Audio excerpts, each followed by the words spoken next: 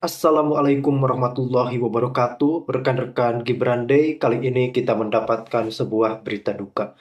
Menjelang diumumkannya vonis dan ada kabar duka kali ini dari kubu Roy Suryo CS, ini tiada lain dan tiada bukan dari Dokter Tifa.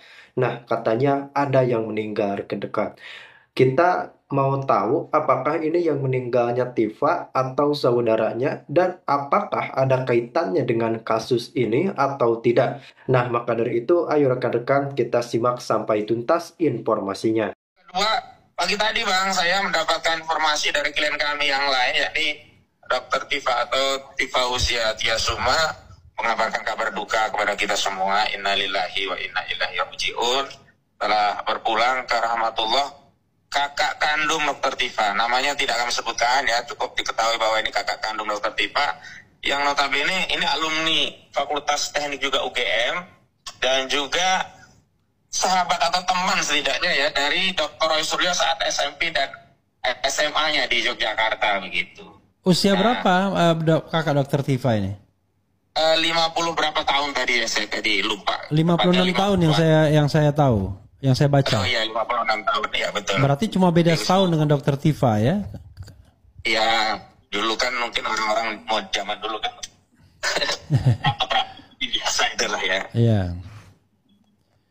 Nah, itu yang bisa kami kabarkan dan memang kabar itu sangat apa yang membuat kami terkejut, kemudian juga sedih, prihatin, dan kemudian kami juga berpikir ada apa di balik. Dari tadi yang dibahas adalah tentang nepotisme, TSM, dan keterlibatan Jokowi.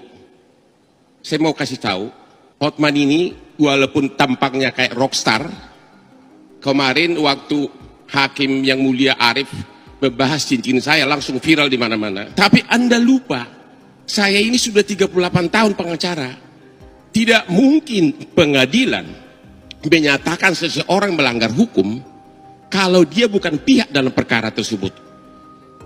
Permohonannya ini kan selalu menyalahkan Jokowi, termasuk mengenai Bansos dan PJ, juga menyalahkan Menteri Dalam Negeri. Tapi Jokowi dan Menteri Dalam Negeri bukan pihak dalam perkara ini. Jadi bagaimana mungkin nanti Mahkamah Konstitusi mengatakan bahwa Jokowi melanggar hukum? Kelakuan Bang Fitra, recokin si Tifa, yang sedang baca puisi, malah disuruh sambil duduk, sampai Eman menghentikan diskusi. Saya 2014, saya 2014 itu memilih Presiden Joko Widodo dengan penuh kebanggaan. Penuh kebanggaan. Karena pada waktu itu, sosial ibu itu terkait dengan Pak Jokowi yang dibahas. saya bangga sekali karena beliau adalah mengatakan alumnus Universitas Gajah Mada. Gitu loh. Saya bangga sekali. Tetapi gitu. kebanggaan saya kemudian runtuh. Kebanggaan saya kemudian runtuh. Kita bisa ini. Kita mau pidato beliau membicarakan Bang Bantri tahun 2016. Kembali saat lagi tetap sama kami. Ini total tentang dugaan tindak pidana menghasut orang lain untuk melakukan perbuatan pidana atau mendistribusikan, mentransmisikan informasi elektronik yang sifatnya menghasut, mengajak, atau mempengaruhi orang lain yang menimbulkan rasa kebencian atau permusuhan terhadap individu dan atau menyebarkan informasi elektronik yang bermuatan bohong sebagaimana diatur di pasal 160 KUHP dan atau pasal 28 ayat 2 Undang-Undang ITE. Berdasarkan hasil gelar perkara tadi malam, maka terhadap laporan polisi yang pertama, pelapornya adalah Saudara Insinyur HJW. Dalam proses penyelidikan yang sudah dilakukan, dalam gelar perkara disimpulkan, ditemukan ya, hasil penyelidikan sudah ditemukan dugaan peristiwa pidana sehingga perkaranya ditingkatkan ke tahap penyidikan. Kepada pihak Baris Krim ya, ke Baris Krim ya, itu dan kemudian ada sebuah peristiwa yang terjadi seantara waktu tersebut, yaitu terbakarnya pasar Pramuka, dan ternyata pada bulan Juni 2025 ini seorang tokoh menyatakan bahwa ijazah tersebut dibuat tahun 2012 di pasar tersebut ya. Dan ini kemudian menambah semangat bagi kami untuk terus melakukan penelitian. Sebab saya sebagai seorang peneliti tidak akan berhenti sampai sebuah masalah itu mendapatkan jawaban secara tuntas. Tinggal tanya aja SD-nya misalnya, bener nggak? Nah, SMA kemarin kan dicek oleh, dijelaskan semua ada buku induknya SMA 6, ya kan? Kemudian ke UGM, ya yang mengeluarkan ijazah itu institusinya. Kalau teman-teman ya dikit lah ya mencari celah-celah itu biar dapat untuk mendiskreditkan Pak Jokowi, ya monggo-monggo saja. Dan itu punya hak beliau untuk melaporkan ini. Karena apa? Memang ya beliau ini jadi nggak nyaman. Ya kan, jadi laporan-laporan ini juga muncul karena ketidaknyamanan Pak Jokowi. Bayangkan kalau kita terus dihajar terus ya, kita sudah rakyat biasa, sampai keluarganya ya diulik-ulik terus, digoreng-goreng terus, kan terbukti nih beberapa kan terbukti kan itu omong kosong semua. Coba KKN Bang Risman dong, ya kan Bang Risman mengatakan 2000, baik. Ya kan ternyata apa? Tahun 54, kemudian berjalan terus. Ya, kedaulatan rakyat, ya kan siapa Dokter Tifa mungkin kliennya Ibu, ya kan mengatakan tuh, ya sampai Pak Arianto dibully itu kan, itu adalah puasa ini rekayasa dari Kabar Reskrim, rekayasa dari Polri, ini luar biasa nih. Akhirnya terbukti kan di kalangan rakyat ternyata itu puasa 18 Juli 1980. Ada juga nama Jokowi Dodo nomor 14. Ini kan membuktikan membuktikan apa yang dikatakan oleh Dokter Tifa, Dr. Risman itu adalah omong kosong. Mengabarkan kabar duka kepada kita semua. Innalillahi wa inna ilaihi raji'un.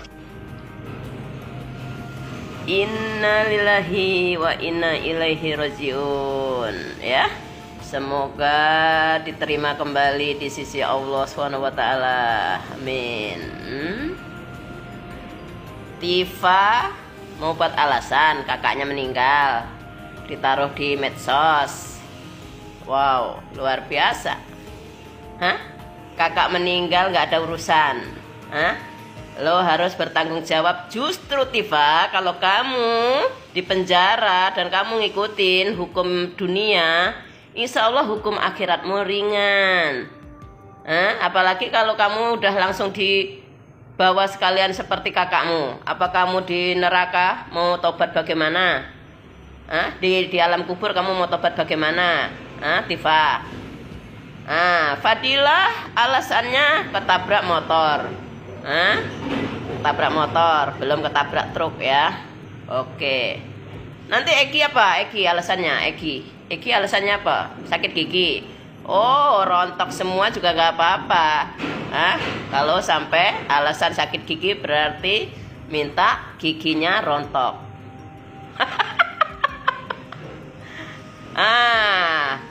Simon mau alasan apa, Mon? Abraham Samad mau alasan apa, Mat? Amit-amit semuanya. Kalian berani koar-koar, berani teriak-teriak tapi pengecut. Kalian tuh harus bersyukur kalau sampai dihukum. Karena hukuman dunia insya Allah meringankan hukuman akhirat. Gak usah malu. Kamu ini teriak-teriak tanpa ragu, tanpa malu. Masa cuman menghadapin polisi malu?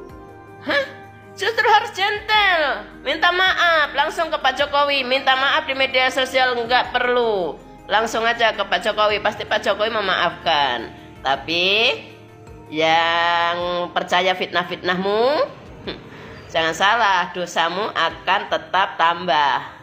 Makanya justru bersiaplah cepet-cepet tobat di dalam penjara. Ya, alasan, mau buat alasan kakaknya meninggal, enggak ada. Ya, Simon, Fadilah, Abraham Samad, Egi, semua ibu-ibu, bapak-bapak yang teriak-teriak, tompel, yang nggak punya harga diri, yang nggak tahu diri, semua siap-siaplah. Purnawirawan, mohon maaf, Kasihan ini Pak Trisutrisno ini buat tameng kok ya mau gitu loh ya. Ya Allah, semua jangan kalian itu alasan. Kalian udah berani berbuat, berani tanggung jawab. Berani teriak-teriak, keluar. Kenapa takut sama polisi? Bukannya Pak Jokowi presiden aja kok lawan. Polisi itu apa? Kamu takut? Penjara kok takut sama penjara? Di situ kamu makan gratis.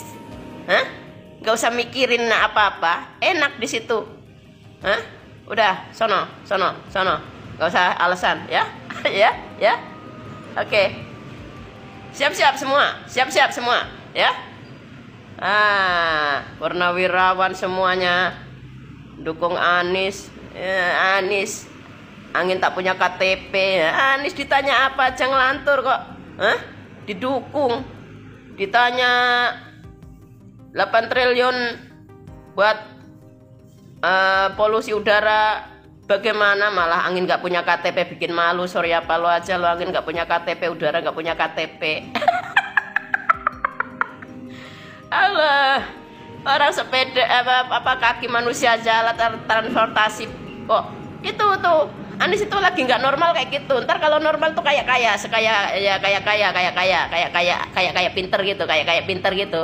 Padahal ya udah, pokoknya otak ente lah. Goblok bar. Pokoknya goblok ente. Sepeda alat transportasi itu kaki alat transportasi. Angin nggak punya KTP. Kata kalau dicemplung ke air panas loncat. Lalu apalagi nis. Astagfirullahaladzim ya Allah. Kenapa mau jadi presiden? Karang Taruna disebutin. Kenapa? Kenapa? Otaknya udah hancur. Linglung. Dibikin linglung dia. Boneka.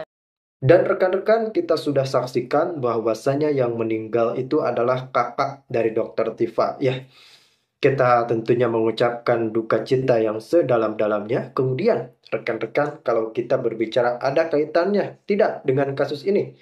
Karena ini bertepatan dengan penyidikan kasus tudingan ijazah palsu Bapak Joko Widodo. Sama sekali tidak ada, rekan-rekan. Karena ini adalah sesuatu yang tentunya berpisah ataupun tidak bisa disatukan secara garis takdir. Nah, kali ini kita sudah mengucapkan bela sungkawa kita dan saya mau sedikit membahas soal kasus lanjutan skandal tudingan ijazah palsu. Tentunya para penuding kali ini mendapatkan harus layak dan mutlak mendapatkan status tersangka karena ini adalah sebuah tindakan, konsekuensi, dan hasil perbuatan dari yang mereka perbuat. Bayangkan ketika UGM sudah mengkonfirmasi asli, Bareskrim sudah mengkonfirmasi asli, tetapi mereka tetap menyuarakan kepalsuan. Ini apa namanya kalau bukan penghasutan? Ini apa namanya kalau bukan perbuatan kegaduhan? Mungkin rekan-rekan masih ada yang terbawa oleh drama mereka, katanya kami hanya mempertanyakan. Nah, mempertanyakan cukup dikonfirmasi oleh UGM. Perihal ditunjukkannya ijazah itu atau tidak, itu adalah hak penuh dari Pak Jokowi karena itu adalah dokumen pribadi. Jadi jangankan Pak Jokowi, saya pun misalnya ijazah S1 saya dipertanyakan, ya silahkan tanyakan ke universitas yang telah mengeluarkan ijazah saya. Namun ketika saya didesak oleh beberapa pihak untuk mengeluarkan S1 saya, misalnya ijazah S1, saya tidak akan, karena itu adalah dokumen resmi, itu adalah dokumen pribadi saya. Kenapa harus menunjukkan kepada Anda semua? Apa hak Anda untuk mendesak kami menunjukkan ijazah? Itu kan menjadi legal standingnya dan harusnya mereka tahu dan berpikir sampai ke arah sana. Katanya kan mereka pakar, dokter, ahli dari segala ahli, masa begitu saja tidak kepikiran ya rekan-rekan?